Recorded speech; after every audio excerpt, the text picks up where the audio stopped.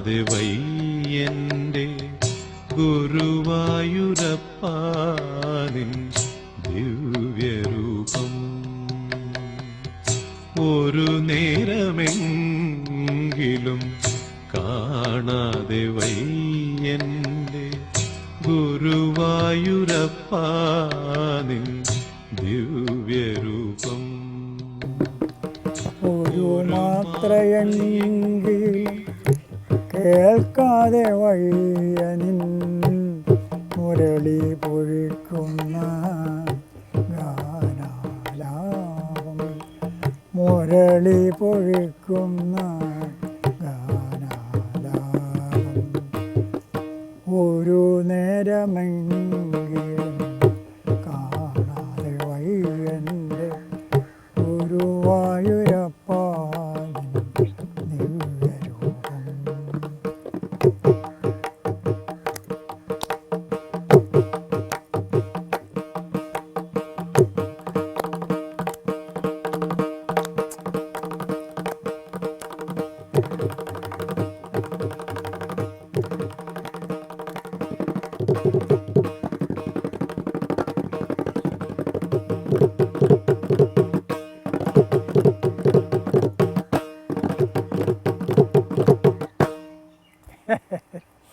ഇത് ഈ പാട്ട് ഒരു നേരമെങ്കിൽ എന്നുള്ളത് അതിൻ്റെ ജാതകം വല്ലാത്തൊരു എന്താ പറയുക, ഇത് ജാതകം എന്ന് പറയുന്നത് മനുഷ്യനായിട്ട് ബന്ധപ്പെട്ട് കിടക്കുന്ന ഒരു സംഭവമാണ്. പക്ഷേ ഈ പാട്ടിൻ്റെ ഒരു തലവര എന്ന് പറയുന്നത് അതിൻ്റെ ശിരോലിഖിതം അല്ലേ, അത് ഞാൻ ജാതകം തന്നെ. എന്താ വെച്ചാൽ ഗുരുവായൂർ അമ്പലത്തിൽ തൊഴാൻ പോകുന്നവരും തൊഴാൻ പോകണം എന്ന് ആഗ്രഹിക്കുന്നവർക്കും ഈ പാട്ടൊരു നല്ലൊരു പ്രചോദനമാണ്. അതാണ് അതിൻ്റെ സാഫല്യം എന്നൊക്കെ പറയും. ഇന്ന് ഞാൻ അവിചാരിതമായിട്ട് ഇങ്ങോട്ട് വരുന്നതിന് മുമ്പേ ഗുരുവായൂർ അമ്പലത്തിൽ തൊഴുതിട്ടാണ് വരുന്നത്. ഇന്ന് മറ്റേ നെയ്വിളക്കൊക്കെ ഉള്ള സാധനം. അതെന്താ വെച്ചാൽ ഒരു നേരമെങ്കിലും കാണാതെ വയ്യേണ്ടതെന്ന് പറയുന്നത് ഇന്നും എനിക്ക് മുമ്പിലുണ്ട്. ഇത്രയും വയസ്സായെങ്കിലും ചെറുപ്പം മുതലേ നമ്മൾ ഗുരുവായൂർ അമ്പലത്തിൽ പോകുന്നു, ആ ഒരു രീതിയിൽ വീണ്ടും പോകണമെന്ന് ആഗ്രഹിക്കുന്നു. ഞാൻ ജാതകം എന്ന് പറയാൻ കാരണം ഈ പാട്ട് പിറന്ന ഒരു മുഹൂർത്തം, എഴുതിയ മുഹൂർത്തം അല്ല, ഈ പാട്ട് പിറന്ന ഒരു മുഹൂർത്തം വളരെ ആദൃശ്യമാണ്. നമ്മൾ കോയിൻസിഡൻസ് ഒക്കെ പറയാറ്. കാരണം നമ്മുടെ TS രാധാകൃഷ്ണൻ നമുക്കറിയാലോ, നമ്മുടെ രണ്ടുപേരുടെയും ഗുരുസ്ഥാനികനായ TS രാധാകൃഷ്ണൻ ഒരു ഉത്സവകാലത്ത് ഗുരുവായൂർ പിന്നെ ഭജന ഇത് സംഗീത ഗാനമേള സന്ധ്യയ്ക്ക് ഭജനമേളയായിട്ടാണ് നടത്താൻ വന്നത്. അന്ന് ഭജനയാണ് രാധാകൃഷ്ണൻ്റെ ഏറ്റവും സൂപ്പർ സാധനം. അപ്പോൾ ഞങ്ങൾ രാവിലെ അമ്പലത്തിൽ കണ്ടു, നേരത്തെ പരിചയമുണ്ട്, കണ്ടു, സംസാരിച്ചു. അപ്പോൾ അതിനെപ്പറ്റി പറഞ്ഞപ്പോൾ പുറത്ത് കിടന്നപ്പോൾ രാധാകൃഷ്ണൻ ചോദിച്ചു, കൃഷ്ണൻകുട്ടിയുടെ ഒരു പാട്ട് എഴുതി തരുമോ, എന്നാൽ ഞാൻ വൈകുന്നേരം പാടാന്ന് പറഞ്ഞു. ഞാൻ പറഞ്ഞു ഇപ്പോഴോ എന്ന് ചോദിച്ചു. ഇപ്പോഴല്ല, കുറച്ച് കഴിഞ്ഞിട്ട് കിട്ടിയാണ്, ശിവുമ്പോൾ തരാൻ പറ്റുമോ ചോദിച്ചു. അപ്പോൾ എനിക്ക് വേണ്ടത് രാധാകൃഷ്ണൻ അല്ല ചോദിച്ചത്, ഗുരുവായൂരിലും ചോദിച്ചതാണെങ്കിലും എഴുതി കൊടുക്ക് പറഞ്ഞു മരുന്ന് തോന്നി. ഞാൻ ഉച്ചയ്ക്ക് അവിടെ പോയി വീട്ടിൽ പോയിട്ട് സാധനം എഴുതി വൈകുന്നേരം 4 മണി 4:30 ആകുമ്പോൾ രാധാകൃഷ്ണൻ കൊണ്ട് കൊടുത്തു. അപ്പോൾ ഈ ഒരു നേരമെങ്കിലും കാണാതെ വയ്യൻ്റെ ഗുരുവായൂരപ്പാനെങ്കിൽ അത് എങ്ങനെയാണ് വന്നതെന്ന് എനിക്കറിയില്ല. പക്ഷെ ഒന്ന് ഞാൻ മനസ്സിൽ മോഹിച്ചിട്ടുണ്ട്, ഇതെല്ലാവർക്കും തോന്നുന്ന ഒരു വികാരമാവണം. എനിക്ക് തോന്നിയിട്ടുള്ളതാണ്, എനിക്ക് പലപ്പോഴും ഇപ്പോഴും തോന്നുന്നതാണ്. അപ്പോൾ അത് എഴുതി രാധാകൃഷ്ണൻ്റെ കൊടുത്തു. രാധാകൃഷ്ണൻ ട്യൂൺ ചെയ്തിട്ടില്ല. അപ്പോൾ രാധാകൃഷ്ണൻ അതിന് രാഗം നിശ്ചയിച്ചിട്ടുമില്ല. പിന്നെ അത് ഗാനമേള കേൾക്കാൻ പറ്റില്ല ചോദിച്ചു. ഞാൻ സ്റ്റേജിൽ എന്നോട് മേൽപ്പത്തിനോടത്തില്ല, ഞാൻ 2, 4, 5 പാട്ട് പാടിയപ്പോൾ ഇത് പാടുന്നില്ല. ഞാൻ വിചാരിച്ചു ഇത് ട്യൂണിട്ടുണ്ടാവില്ല, അതുകൊണ്ടാവും. ഞാൻ പിന്നെ എന്നെ നോക്കി ചിരിച്ചിട്ട് രാധാകൃഷ്ണൻ പാടി. ഭയങ്കര കൈയുടെ എന്തോ ഒരു വല്ലാത്ത ഒരു അനുഭവം. പിന്നെ കുറേ ദിവസം കഴിഞ്ഞു. കുറേ ദിവസം ഞാൻ എറണാകുളത്ത് ഇന്ന് മനോരമയിലാണ്. അപ്പോൾ കുറേ ദിവസം കഴിഞ്ഞ് പിന്നെ പല ഗാനമേളകൾക്കും എഴുതി കൊടുത്തൊരു 5-10 പാട്ടുകൾ, ആറന്മുള, തിരുവാറന്മുള, പിന്നെ കാനനവാസ, അയ്യപ്പനെ പറ്റിയൊക്കെ അത് രാധാകൃഷ്ണൻ്റെ കയ്യിലായി. അപ്പോൾ രാധാകൃഷ്ണനെങ്കിലും ചെയ്യട്ടെ വിചാരിച്ചു കൊടുത്തതാണ്. പിന്നെ ഒരു ദിവസം രാധാകൃഷ്ണൻ പറഞ്ഞു, ഞാൻ ആ പാട്ടൊക്കെ കൂടിയിട്ട് ട്യൂൺ ചെയ്ത് ഈ കാസറ്റിൽ അന്ന് മറ്റേതല്ലോ കാസറ്റിലാക്കിയിട്ട് ഒന്ന് അയച്ചു കൊടുത്താലോ എന്ന് ആലോചിക്കാം. അപ്പോൾ രാധാകൃഷ്ണതൊക്കെ പാടുമോ, അങ്ങേര് പാടുമോ, അല്ല എഴുതി നോക്കാം, ഗുരുവായൂരിന് എന്താ വിചാരിക്കണം അറിയില്ലല്ലോ. അങ്ങനെ അത് കഴിഞ്ഞിട്ട് കുറേ ദിവസം കഴിഞ്ഞപ്പോൾ എന്നോട് പറഞ്ഞു, അതെ അത് ഗുരുവായൂരപ്പൻ അത് ഏറ്റെടുത്തിട്ടുണ്ട്, എന്തേന്ന് വെച്ചു കാസറ്റൻ പാടാന്ന് പറഞ്ഞിട്ടുണ്ടായിരുന്നു. അങ്ങനെയാണ് ഈ ഈ കാസറ്റ്, ആദ്യത്തെ കാസറ്റ് വരുന്നത്. തുളസി തീർത്ഥം ആദ്യത്തെ കാസറ്റാണ്. ആദ്യത്തെയാണ് അത്. അപ്പോൾ അതിൽ അതാണ് യാദൃശ്യം എന്ന് പറഞ്ഞാൽ TS രാധാകൃഷ്ണൻ ട്യൂൺ ചെയ്യണു. ദാസേട്ടൻ പാടുന്നു, പാടിയതെല്ലാവർക്കും ഇഷ്ടപ്പെടുന്നു, അങ്ങനെയൊക്കെയല്ലേ. അപ്പോൾ അതൊരു വല്ലാത്തൊരു അനുഭവം ഉണ്ടാക്കി. പക്ഷേ ഇത് പിന്നീട് എൻ്റെ ജീവിതത്തിൽ അത് എന്താ പറയുക, ഒരിക്കലും മറക്കാനാവാത്ത അനുഭവങ്ങളായി മാറിയിട്ടുള്ള ചില അപൂർവ മുഹൂർത്തങ്ങളുണ്ട്. ഉദാഹരണത്തിന് രാമകൃഷ്ണൻ അറിയാം, ഞാൻ അമൃത ആശുപത്രിയിൽ 2 വർഷം മുമ്പേ സാറിന് ഞാൻ അവസാനമായിട്ട് അവിടെ കാണാൻ കാണാൻ വന്നപ്പോൾ വരുമ്പോൾ ഒരുപാട് ഒരു മോശമായിട്ടുള്ള അവസ്ഥയിലായിരുന്നു എന്നാണ് ഞാൻ കേട്ടത്. അതെ, ഇത് അതിൻ്റെയും മുൻപ് ആദ്യം വന്നപ്പോൾ പിന്നെ ഞാനവിടെ അമൃതയിൽ കിടക്കുകയാണ്. അപ്പോൾ കലാമണ്ഡലത്തിൽ, കേരള കലാമണ്ഡലത്തിൽ ദാസേട്ടൻ്റെ ക്ലാസിക്കൽ കർണാടക സംഗീത കച്ചേരി, അതെൻ്റെ സുഹൃത്തുക്കൾ പറഞ്ഞാണ് അക്കാദമി കലാമണ്ഡലത്തിൽ. അപ്പോൾ ദാസേട്ടൻ ആദ്യം തന്നെ പറഞ്ഞു, ഇത് കേരള കലാമണ്ഡലമാണ്, അതിൻ്റെ പ്രധാനപ്പെട്ട സമ്മേളനമാണ്, ദയവ് ഇത് സിനിമ പാട്ട് പാടാൻ എന്നോട് പറയരുത്, അഭ്യർത്ഥിക്കും. ഞാൻ ക്ലാസിക്കൽ കീർത്തനങ്ങളാണ് പാടുക. അപ്പോൾ എല്ലാവരും കൈപിടിച്ചാണ്. അപ്പോൾ അതിൻ്റെ ഒരു തനിയാവർത്തന സമയത്ത് അവിടെ ഗീതാനന്ദനും കൃഷ്ണകുമാർ എന്ന നടൻ, ഗീതാനന്ദൻ നമ്മുടെ ഓർമ്മ, ഒരു ചെറിയൊരു കുറിപ്പിൽ ഇത് എഴുതി കൊടുത്തു. ധിക്കാരാണെന്ന് അറിയാം, നമ്മുടെ ചുവല്ലൂർ കൃഷ്ണകുമാരൻ അമൃത ആശുപത്രിയിൽ കിടപ്പാണ്, തീരെ സുഖമില്ല, അതൊന്ന് ആലോചിക്കണമെന്നാണ് ഇത് കൊടുത്തു. അപ്പോൾ എന്തോ പാട്ട് പാടാൻ പറഞ്ഞു എന്നാണ് മറ്റൊരു ധരിച്ചത്. ഇവരതൊന്നും പറഞ്ഞല്ല. അപ്പോൾ ദാസേട്ടി സ്ലിപ്പ് നോക്കിയിട്ട് അവിടെ ഞാൻ എടുത്ത് വെച്ചു. അത് കഴിഞ്ഞിട്ട് തനിയാവർത്തനം കഴിഞ്ഞൊരു കീർത്തനം കൂടി പാടിയിട്ട് പറഞ്ഞു, ഞാൻ എൻ്റെ ഒരു ആമുഖമായിട്ട് ഞാൻ ഒരു കാര്യം പറഞ്ഞു, അത് ഞാൻ തെറ്റിക്കാൻ പോവാണ്, ഞാൻ അത് പറഞ്ഞ വാക്ക് തെറ്റിക്കാൻ പോവാണ്, ഞാനൊരു ലളിതഗാനം ഇപ്പോൾ പാടും, ഒറ്റ ഗാനേ പാടുള്ളൂ, ഒരു ഗാനം എന്നിട്ട് ഇത് പാടിയെന്ന് ഈ അന്ന് അവിടെ ഉണ്ടായിട്ടില്ല. അപ്പോൾ അത് കഴിഞ്ഞ് പിന്നീട് കണ്ടപ്പോൾ ഞാൻ ദാസേട്ടനോട് പറഞ്ഞു, ഇത് ഗുരുവായൂരപ്പം കേട്ടിരിക്കണമെന്ന് പറഞ്ഞു. കാരണം അതിൻ്റെ ശേഷം പെട്ടെന്നാണ് എൻ്റെ മാറ്റം ഉണ്ടായത്, വളരെ പെട്ടെന്ന് പോരാൻ പറ്റും. അപ്പം അങ്ങനെയൊക്കെ ഒരുപാട് അനുഭവമുള്ളൊരു പാട്ട്. ഗുരുവായൂരുമായിട്ടുള്ള എൻ്റെ ബന്ധം തുടങ്ങുന്നത് എൻ്റെ അച്ഛൻ ആണ് എന്നെ ശീലിപ്പിച്ചത്. അപ്പോൾ സംഗീതോത്സവങ്ങൾ നടക്കുമ്പോൾ അവിടെ എല്ലാം കൊണ്ടുപോകും. ചെമ്പൈ സംഗീതോത്സവം, ചെമ്പൈ ഗ്രാമം ഞങ്ങളുടെ അടുത്താണ്. അവിടെ അച്ഛൻ ഒരു സ്ഥിരം മൃദംഗം പക്കമേളക്കാരനായിരുന്നു. അവിടെ വെച്ചിട്ടാണ് ഞാൻ വലിയ പ്രശസ്തരായിട്ട് പലരെയും പരിചയപ്പെടുന്നതും കാണുന്നതും. അതായത് ടി വി ഗോപാലകൃഷ്ണൻ സാറ്, ജയവിജയമാർ, അതുപോലെ പീലിയില്ല, പിന്നെ യേശുദാസ് എന്ന് പറയുന്ന വ്യക്തിയെ നമുക്കന്ന് ചെറുപ്പത്തിലേ കാണാൻ കിട്ടുന്ന ഭാഗ്യം അവിടെ നിന്നാണ് ഉണ്ടായത്. അപ്പോൾ അവിടെ നിന്നുള്ള ഒരു ഇത് കൊണ്ടാണ് ഇവിടെയും ചെമ്പൈ സംഗീതോത്സവം നടക്കുമ്പോൾ ഇവിടെയും അച്ഛൻ വന്നിരുന്നത്. അന്ന് സ്ഥിരമായിട്ട് മൃദംഗം വായിക്കാൻ അച്ഛനുണ്ടാകുമായിരുന്നു. അന്ന് ഞാൻ സ്കൂൾ വിദ്യാഭ്യാസം മുടക്കി എത്ര ദിവസം നടക്കുന്നു അത്രയും ദിവസം ഇവിടെ അച്ഛൻ്റെ കൂടെ നിൽക്കുമായിരുന്നു. അത് അച്ഛൻ്റെ നിർബന്ധമായിരുന്നു. എനിക്ക് സ്കൂളിൽ പോയില്ലെങ്കിൽ അച്ഛന് പരാതി അല്ല, അങ്ങനെ ഒരു അച്ഛൻ്റെ മകനായി പറഞ്ഞാണ് എന്നെ ഇന്നിപ്പോൾ അറിയപ്പെടുന്ന രീതിയിലാക്കിയത്. ഈ രാമകൃഷ്ണൻ്റെ ഈ കരിയറിൽ, ഇതുവരെയുള്ള കരിയറിൽ ഏറ്റവും സന്തോഷം തോന്നിയ വെച്ചാൽ എന്താ കാരണം എന്നറിയില്ല, ഏറ്റവും സന്തോഷം തോന്നിയ ഒരു മുഹൂർത്തം, ഇങ്ങനെ സ്റ്റേജ് പെർഫോമൻസ് ആണ്. സ്റ്റേജിൽ മൃദംഗം വായിച്ച് ഏറ്റവും സന്തോഷം തോന്നിയിട്ടില്ല. ഈ ഒരു ചോദ്യം കൂടി ഉണ്ടായാൽ പിന്നെ ചോദിക്കാം, ഒരു സന്ദർഭം ഏതാ? എൻ്റെ ചേച്ചി ക്യാൻസറായിട്ട് മരിച്ചിട്ടുണ്ടായിരുന്നു. 5 ചേച്ചിമാരാണ് എനിക്ക്. അതിൽ രണ്ടാമത്തെ ചേച്ചി ക്യാൻസറായിട്ട് മരിച്ചു 2004. അപ്പോൾ അവരുടെ ഓർമ്മയ്ക്കായിട്ടാണ് ഞാൻ ആദ്യത്തെ ഗിന്നസിൻ്റെ ഒരു ഈവൻ്റ് എന്ന് പറഞ്ഞ് ചെയ്യാൻ പാലക്കാട് സ്വർലയിൽ വെച്ചിട്ടാണ് ചെയ്തത്. അപ്പോൾ ഇത് 36 മണിക്കൂർ കഴിഞ്ഞ സമയത്ത് എൻ്റെ ചേച്ചിയുടെ ഈ അസുഖം തിരിച്ചറിഞ്ഞ ഡോക്ടർ അവിടെ വന്നിരുന്നു, ഡോക്ടർ വെങ്കട്ടരമണൻ എന്ന് പറഞ്ഞു. അപ്പോൾ അദ്ദേഹം പറഞ്ഞു, ഞാനിത് ചേച്ചിക്ക് വേണ്ടിയിട്ടാണ് ഡെഡിക്കേറ്റ് ചെയ്തിട്ടെന്ന് ആദ്യം അനൗൺസ് ചെയ്തിട്ടാണ് തുടങ്ങിയത്. അപ്പോൾ അദ്ദേഹം വന്നിട്ട് എന്നെ കെട്ടിപ്പിടിച്ചോണ്ട് പറഞ്ഞു, ചേച്ചിയുടെ ആത്മാവ് ഇപ്പോഴാണ് ശരിക്കും ഒരു സന്തോഷത്തിലായെന്നാണ് പറഞ്ഞത്. കാരണം വെച്ചാൽ അദ്ദേഹം അത് മനഃപൂർവ്വം പറഞ്ഞതല്ല, അദ്ദേഹത്തിൻ്റെ ഉള്ളിൽ നിന്ന് വന്ന. അപ്പം ഞാനും തിരിച്ച് എനിക്ക് കണ്ണിന്ന് വെള്ളം. ഞാൻ പറഞ്ഞു, ഇവിടെ ഇത്രയും പേര് ഇരിക്കുന്നുണ്ട്, നിൽക്കുന്നുണ്ട്, ആസ്വദിക്കുന്നുണ്ട് ഇത്രയും മണിക്കൂറുകൾ, പക്ഷേ എനിക്ക് എൻ്റെ ചേച്ചിയുടെ മുഖം മാത്രമാണ് നിങ്ങളിൽ കാണാൻ കഴിഞ്ഞതെന്ന് പറഞ്ഞു. അപ്പോൾ അതാണ് അങ്ങോട്ടുള്ള ഒരു എനിക്കൊരു തിരിച്ചറിവായി തോന്നിയത് ഈ കലയെ. ഈ ചുവല്ലൂർ അമ്പലത്തിലെ ഗുരുവായൂർ അമ്പലത്തിന് കഴക്കാരനാണ് എൻ്റെ കുടുംബം, പാരമ്പര്യമായിട്ട് കഴക്കാൻ. അവിടെ അതിന് മുമ്പ് എൻ്റെ കാരണവന്മാരാരെങ്കിലും എഴുത്തുകാരോ പാട്ടുകാരോ കൊട്ടുകാരോ വാദ്യക്കാരുണ്ടായിരുന്നു. പിന്നെ എങ്ങനെ ഞാൻ ഈ ഫീൽഡിലേക്ക് തിരിഞ്ഞു, നമ്മൾ സ്വാഭാവികം ചെയ്യൂലേ, എങ്ങനെ എനിക്കറിഞ്ഞൂടാ സത്യം പറഞ്ഞാൽ. എനിക്കറിയാം അങ്ങനെ ആയി, ഇറ്റ്സ് സോ ഹാപ്പൻഡ്. പക്ഷേ എഴുത്ത് പണ്ടേ ഉണ്ടല്ലോ, ഈ പത്രമാധ്യമത്തിൽ വർക്ക് ചെയ്തുകൊണ്ട് അല്ലേ.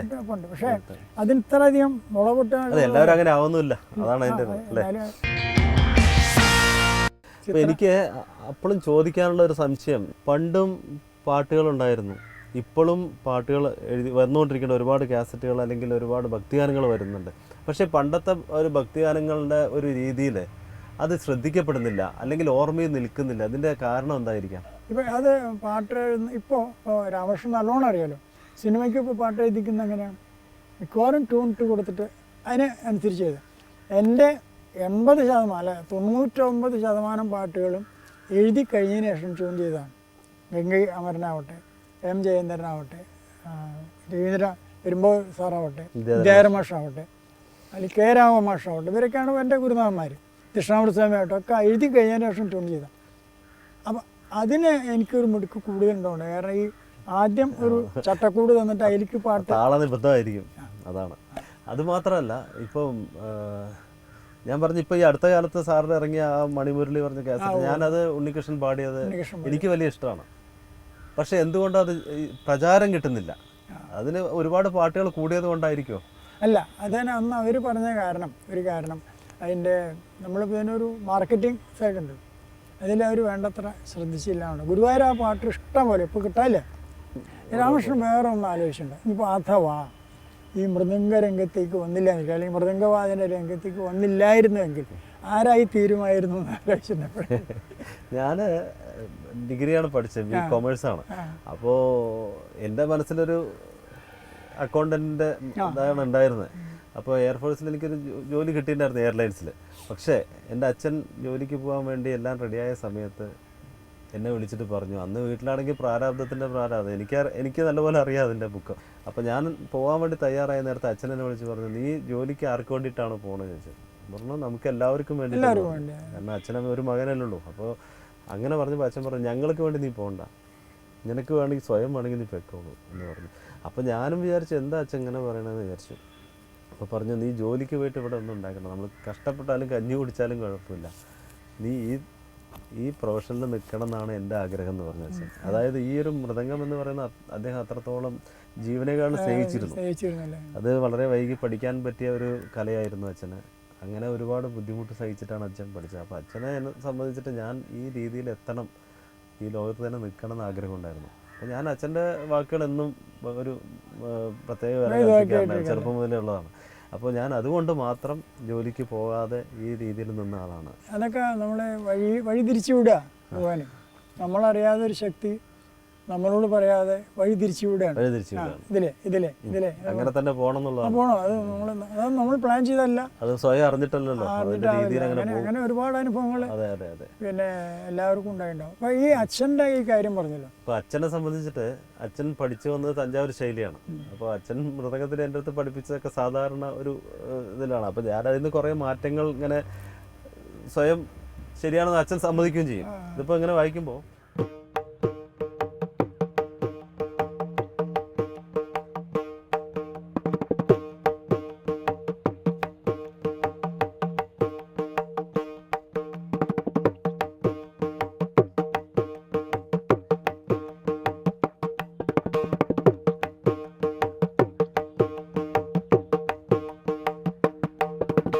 ഇങ്ങനെ അച്ഛൻ പഠിപ്പിച്ചു തന്നത് ഞാൻ കുറച്ച് കഴിയുമ്പോൾ എൻ്റെതായിട്ടുള്ളൊരു രീതിയിൽ ചിലപ്പോൾ മാറ്റി അച്ഛൻ അതങ്ങനെ ഉണ്ടല്ലേ ശരിയാണെന്ന് പറയും. അച്ഛൻ ശ്രദ്ധിക്കും. പിന്നെ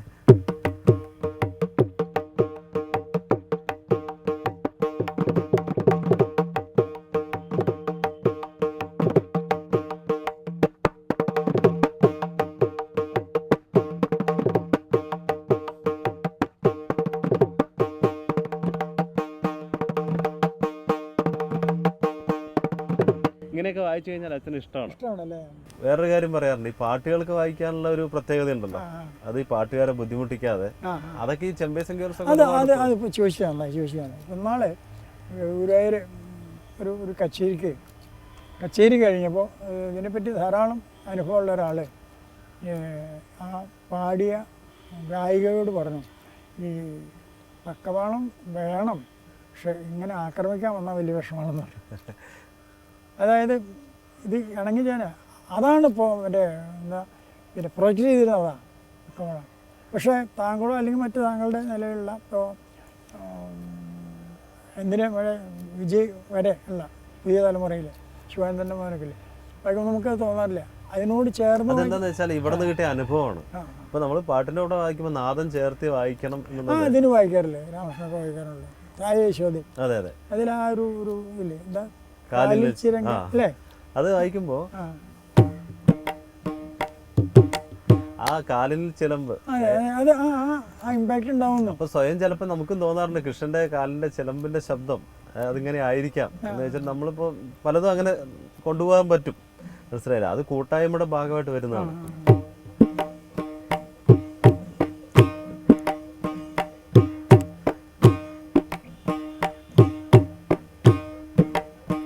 അങ്ങനെ വായിക്കുമ്പോ പാട്ടുകാരനും സന്തോഷമായിരിക്കും. ഇതുപോലെ സ്വാഗതം കൃഷ്ണ വരുമ്പോ, സ്വാഗതം കൃഷ്ണ തിസ്ര നടയിലാണ് വരുന്നത്. അതിന്റെ അനുപല്ലവി കഴിഞ്ഞിട്ട് ചരണം വരുമ്പോ ചതുരസ്രത്തിലേക്ക് മാറും, ഗതിഭേദം വരും. അപ്പോൾ നമ്മൾ അത് ആ രീതിയിൽ തന്നെ മുമ്പേ കൊണ്ടുപോകുമ്പോൾ പാട്ടുകാരന് വലിയ സന്തോഷമായിരിക്കും. മനസ്സിലായില്ലേ?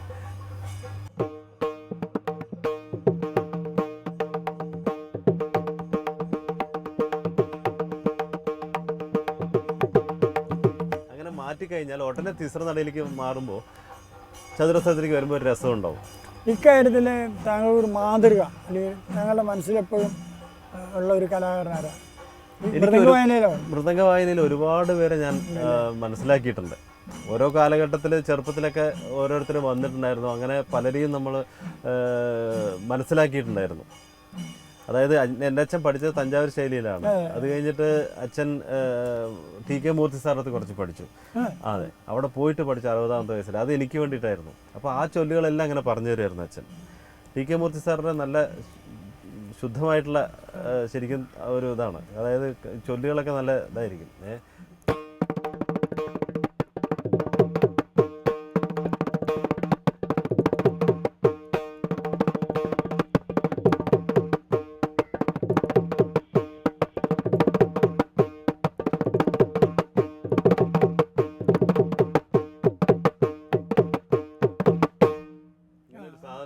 നല്ലൊരു പാറ്റേൺ ആണത്. അതിനുശേഷം കാരക്കുടി മണി സാർ എൻ്റെ ചെറുപ്പത്തിൽ, അതായത് എൻ്റെ സ്കൂൾ വിദ്യാഭ്യാസ കാലത്തൊക്കെ അദ്ദേഹം ജ്വലിച്ചു വന്നതാണ്. അപ്പോൾ പെട്ടെന്ന് അങ്ങനെ വന്ന ഒരു നക്ഷത്രമാണ്. അപ്പോൾ അദ്ദേഹത്തിൻ്റെ ശൈലി എന്ന് പറയുന്നത് ഞങ്ങൾക്ക് ചെറുപ്പത്തിൽ ഒരു പ്രചോദനമായിരുന്നു. എനിക്ക് മാത്രമല്ല, ഒരുപാട് പേർക്ക്, ഒരു തലമുറയ്ക്ക്. അപ്പോൾ ഞങ്ങൾ അതിനെ വെച്ചിട്ട് കുറേ ആ പാറ്റേൺ എന്താണ് എന്ന് മനസ്സിലാക്കാൻ പറയും. അപ്പോൾ അദ്ദേഹത്തിൻ്റെ ഈ വീട്ടിൽ വായിക്കുന്ന ചൊല്ലുകളുണ്ടല്ലോ, അതൊരു പ്രത്യേകതയായിരുന്നു. അപ്പോൾ ഞങ്ങൾ അതിങ്ങനെ കേട്ട് കേട്ട് കുറേയൊക്കെ പഠിച്ച്, അത് ആരുടെടുത്തും ശിക്ഷണമൊന്നും ഉണ്ടായില്ലെങ്കിലും സ്വാധീനിച്ചു കുറച്ച്.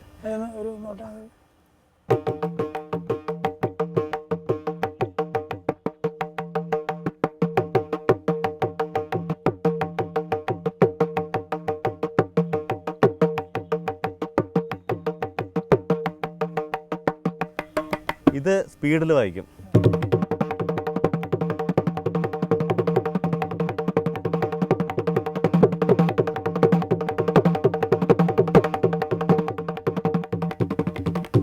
ഇങ്ങനെ അദ്ദേഹത്തിൻ്റെ ഓരോ കഥകളും ഞങ്ങൾ കേട്ടോണ്ടിരുന്നു. അതായത് 4 മണിക്ക് എഴുന്നേറ്റ് സാധകം ചെയ്യും. അങ്ങനെ ഒരു ധ്യാനത്തിൻ്റെ അവസ്ഥയിൽ കുറേ മണിക്കൂറുകൾ ചെയ്യുന്നൊക്കെ പറഞ്ഞപ്പോൾ അത് കുറേ പേര് അത് അനുകരിച്ചിട്ടുണ്ടായിരുന്നു. ഈ അച്ഛൻ്റെ കഥ പറഞ്ഞു, അച്ഛനും രാമകൃഷ്ണനായിട്ടുള്ള ബന്ധത്തിൻ്റെ ഒരു അപൂർവ ബന്ധത്തിൻ്റെ, എന്താ പറയുക, ഒരു സ്നേഹബന്ധത്തിൻ്റെ കഥ പറഞ്ഞില്ല. ഇതാണോ വാസ്തവത്തിൽ ഈ അടുത്ത കാലത്ത് പുറത്തിറങ്ങിയ മറ്റേ സിനിമ ഉണ്ടല്ലോ, നീരാജനം എന്നുള്ളതിൻ്റെ കഥയുടെ ഉള്ളിലുള്ള ഒരു കഥ? ഈ ഒരു ബന്ധത്തിൻ്റെ ഇതാണ് ഇത്. എന്താ വെച്ചാൽ ഞാൻ പറഞ്ഞില്ലേ, ഞാനും എൻ്റെ അച്ഛനും ഞാനും മാത്രമല്ല, ലോകത്ത് ഒരുപാട് അച്ഛന്മാരും മക്കളും ഇതുപോലെയൊക്കെ ആവണം എന്ന് ആഗ്രഹിക്കുന്ന ഒരാളാണ് ഞാൻ. അതിൻ്റെയൊക്കെ ഒരു പ്രേരണ കാണാം അല്ലേ? പ്രേരണ ഉണ്ടാവും തീർച്ചയായിട്ടും. ഞാൻ മാത്രമല്ലല്ലോ, ആ കഥ എന്ന് പറയുന്നത് വേറൊരാൾ എഴുതിയതാണ്. അപ്പോൾ അതിൽ പ്രധാനമായിട്ടും വന്നത് എൻ്റെ ഒരു ഗിന്നസിൻ്റെ ഇവൻറ്റിന് നേരിട്ട് കണ്ട ഒരാളാണ് അത് എഴുതിയത്. ആ ഒരു പശ്ചാത്തലം, അതായത് അദ്ദേഹം കണ്ടത് എന്താണെന്ന് വെച്ചാൽ, അകത്ത് ഞങ്ങൾ ഇത്രയും പേര് ഇതിനുമായിട്ട് ആത്മാർത്ഥമായി ശ്രമിക്കുന്നു. ഞാൻ എന്നുള്ള വ്യക്തി മാത്രമല്ല, ഞാൻ പറയുന്നത് ഞാൻ 4 തവണ ഗിന്നസിൻ്റെ ഇവൻറ്റ് ചെയ്ത ആളാണ്. അപ്പോൾ ഒരു പ്രധാന കേന്ദ്രബിന്ദുവായ ഒരു സ്ഥലത്ത് ഇരിക്കുന്നു എന്നല്ലാതെ അതിന് ചുറ്റും ഒരുപാട് പേര് സഹായിക്കാനുണ്ടായിരുന്നു. ഞാനിപ്പോൾ ഇങ്ങനെ ഈ നടകൾ വായിക്കുന്നത് എന്താണെന്ന് വെച്ചാൽ നമുക്ക് ആസ്വാദകരെ മുന്നിൽ കാണുമ്പോൾ അതെ അതെ അവർക്ക് ഇഷ്ടമാവുന്ന എന്താണോ അത് കൊടുത്തോണ്ടിരിക്കും. അപ്പോൾ ഞാനിങ്ങനെ വായിച്ചോണ്ടിരിക്കുമ്പോൾ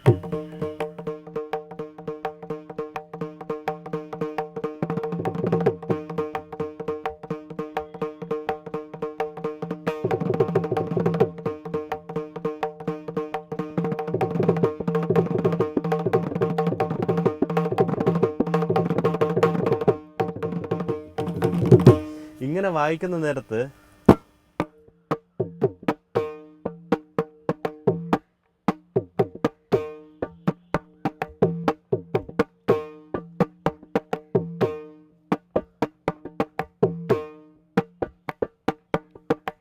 ഇങ്ങനെ വായിക്കുന്നത് ചിലപ്പോൾ ആ ആസ്വാദകന് അത് കേട്ടാൽ ചിലപ്പോൾ ഇഷ്ടാവില്ല. നമ്മൾ മുഖം കണ്ട് മനസ്സിലാക്കുക അവൻ്റെ ആസ്വാദന രീതി.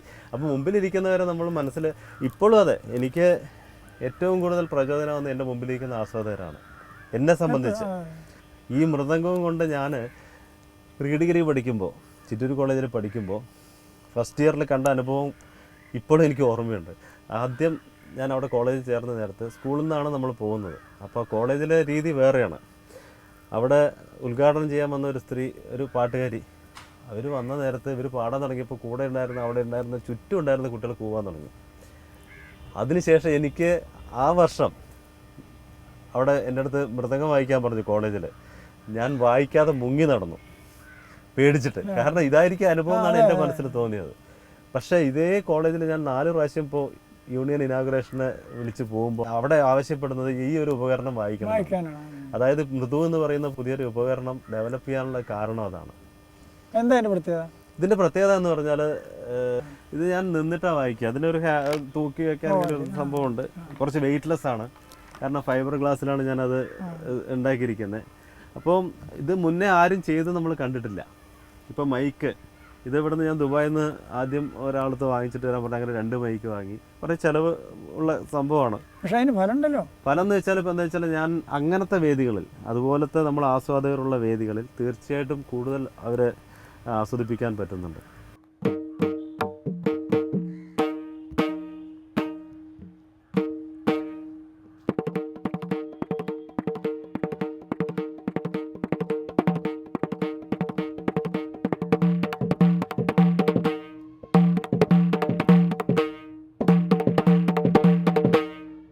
സാറിൻ്റെ സിനിമയുടെ അനുഭവങ്ങൾ കേൾക്കാൻ എനിക്ക് ആഗ്രഹമുണ്ട്. എനിക്ക് അങ്ങനെ ഒരുപാട് അനുഭവങ്ങളൊന്നുമില്ല, പക്ഷെ ഉള്ള അനുഭവങ്ങളൊക്കെ നല്ലതാണ്, വളരെ നല്ല. ശ്രദ്ധേയമായി തോന്നുന്നുള്ളതിന് സർഗ്ഗമാണ്. ഹരിഹരൻ സർഗ്ഗത്തിലെ സർഗ്ഗത്തിലെ കഥ ഹരിഹരൻ്റെ ആണ്. തിരക്കഥയും അദ്ദേഹം തന്നെയാണ് പ്രധാനമായിട്ട് എഴുതി. സംഭാഷണം വേണ്ടിൻ്റെ ഇക്കഴിഞ്ഞ സംഗീതോത്സവം ഇപ്പം അടുത്തല്ലേ അതിൻ്റെ രാമകൃഷ്ണൻ ഒരു കച്ചേരിക്ക് ആ കീർത്തനം ഓർമ്മയില്ല, ഒരു തില്ലാന വായിച്ചു. ഒരുപാട് നേരം നീണ്ടുന്ന കയ്യടി ഉണ്ടായ കീർത്തനയ്ക്ക് ഓർമ്മയില്ല, ഒരു തില്ലാനം വായിച്ചു. അത് ഓർമ്മ ഉണ്ടെങ്കിൽ ഒന്നിൻ്റെ ആ സ്വാദം ഒന്ന് സാറൊരു തില്ലാനം പാടും. ഞാൻ തരികട എന്നൊക്കെ പറഞ്ഞുകൊണ്ട് തുണി തന്നെ. അതെനിക്ക് അപ്പം അങ്ങനെ മൂളാൻ അറിയില്ല, പക്ഷെ ഏതാണ്ട് പോലെ